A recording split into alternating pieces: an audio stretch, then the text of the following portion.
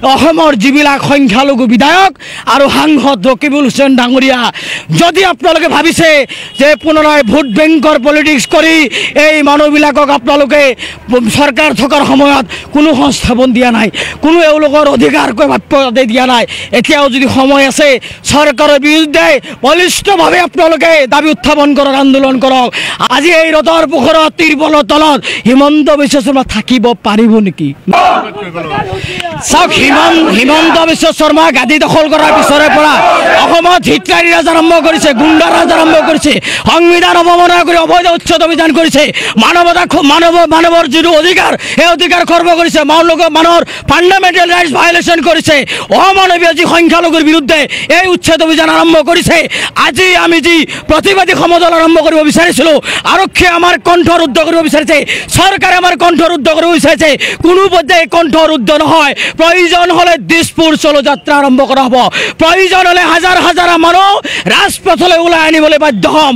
আজি এটা কথা স্পষ্টভাৱে কৈ দিছোঁ, আজি আমি যি প্ৰতিবাদী সমদল আৰম্ভ কৰিছোঁ এয়া প্ৰথম আৰম্ভণি।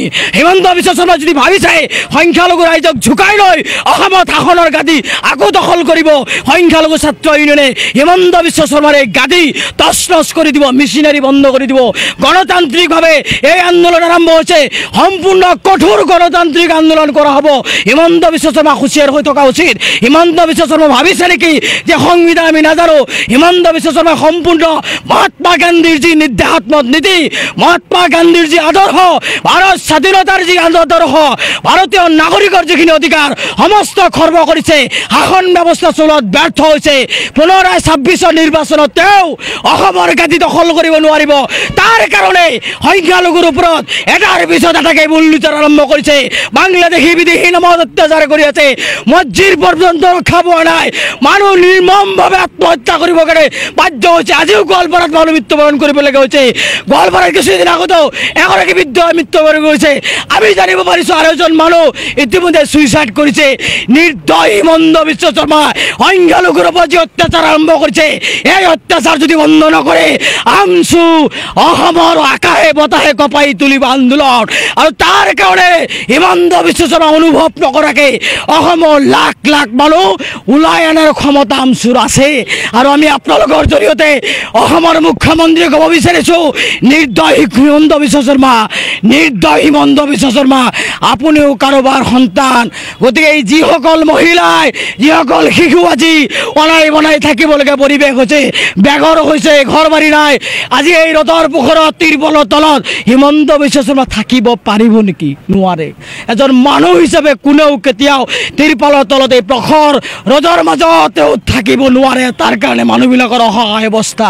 মই আপোনালোকৰ জৰিয়তে আৰু এটা কথা ক'ব বিচাৰিছোঁ, অসমৰ যিবিলাক সংখ্যালঘু বিধায়ক আৰু সাংসদ ৰকিবুল হুছেইন ডাঙৰীয়া যদি আপোনালোকে ভাবিছে যে পুনৰাই ভোট বেংকৰ পলিটিক্স কৰি এই মানুহবিলাকক আপোনালোকে চৰকাৰ থকাৰ সময়ত কোনো সংস্থাপন দিয়া নাই, কোনো এওঁলোকৰ অধিকাৰকৈ প্ৰাপ্য দিয়া নাই, এতিয়াও যদি সময় আছে চৰকাৰৰ বিৰুদ্ধে বলিষ্ঠভাৱে আপোনালোকে দাবী উত্থাপন কৰক, আন্দোলন কৰক।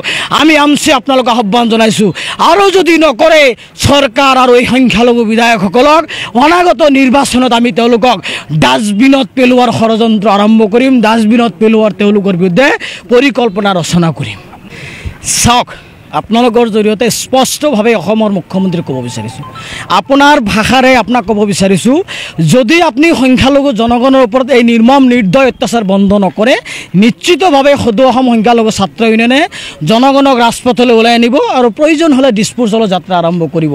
আৰু যেতিয়া অসমৰ সংখ্যালঘু ৰাইজ বাকীসকলো যেতিয়া সমৰ্থনত লাখে লাখে মানুহ ৰাজপথলৈ ওলাই আহিব, হিমন্ত বিশ্ব শৰ্মাৰ গাদী নাথাকে। তাৰ কাৰণে আমি কৈছোঁ যে কঠোৰ সিদ্ধান্ত ল'বলৈ আমাক বাধ্য নকৰাব, কঠোৰ গণতান্ত্ৰিক আন্দোলন ল'বলৈ আমাক যাতে বাধ্য নকৰে, তাৰ কাৰণে আহ্বান জনাইছোঁ। আৰু জানিব পাৰিছোঁ আজি অসমৰ মুখ্যমন্ত্ৰী ডাঙৰীয়া মংগলদৈত পদাৰ্পণ কৰিব। আমি নিয়মমতে কলা বেজ পৰিধান কৰিব লাগিছিলে, নিয়মমতে আমি তেখেতক কলা পতাকা প্ৰদৰ্শন কৰিব লাগিছিলে, কিন্তু আমি নকৰোঁ। কাৰণ তেখেত অসমৰ মুখ্যমন্ত্ৰী, আমি এতিয়াও তেখেতক সাৱধানবাণী শুনাই আছোঁ। তেখেত যদি এই কথাবিলাক যদি গুৰুত্ব নিদিয়ে, সংখ্যালঘু জনগণৰ আন্দোলনক যদি গুৰুত্ব নিদিয়ে, সংখ্যালঘু যদি নিৰাপত্তা প্ৰদান নকৰে, এই উচ্ছেদ অভিযান কণ্টিনিউ চলাই থাকে, নিশ্চিতভাৱে মুখ্যমন্ত্ৰী ডাঙৰীয়া কলা পতাকা প্ৰদৰ্শন কৰা হ'ব। য'তেই যাব তাতেই আমচে তেওঁ মুখ্যমন্ত্ৰী ডাঙৰীয়া কলা পতাকা প্ৰদৰ্শন কৰিব। আমাৰ কথা হৈছে আমি ৰাজপথলৈ ওলাই আহিছোঁ। আমি প্ৰতিবাদী সমদল কৰিব বিচাৰিছোঁ। আৰক্ষী প্ৰশাসনে আমাক বাধা দিছে, আমি আৰক্ষী প্ৰশাসনৰ লগত কোনো খণ্ডযুদ্ধ নকৰোঁ।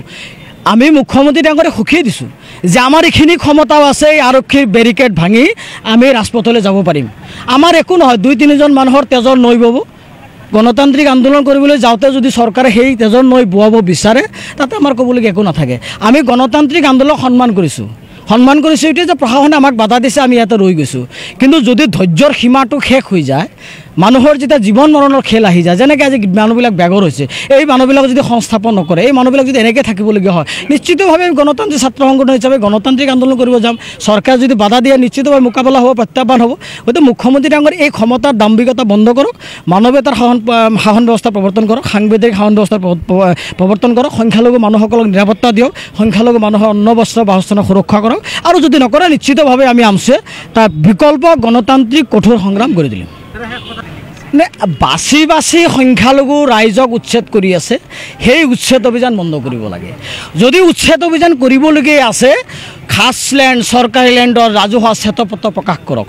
ক'ত ক'ত চৰকাৰী মাটি আছে, ক'ত ক'ত ৰাজহুৱা মাটি আছে, ক'ত ক'ত ৰিজাৰ্ভ লেণ্ড, ফৰেষ্ট লেণ্ড বিভিন্ন ধৰণৰ সংৰক্ষিত আছে, সেই জেগাবিলাকত যদি আৰু অন্য কোনো মানুহ সেই দখল কৰি আছে, বেদখল কৰি আছে, তেওঁলোকে উচ্ছেদ কৰক।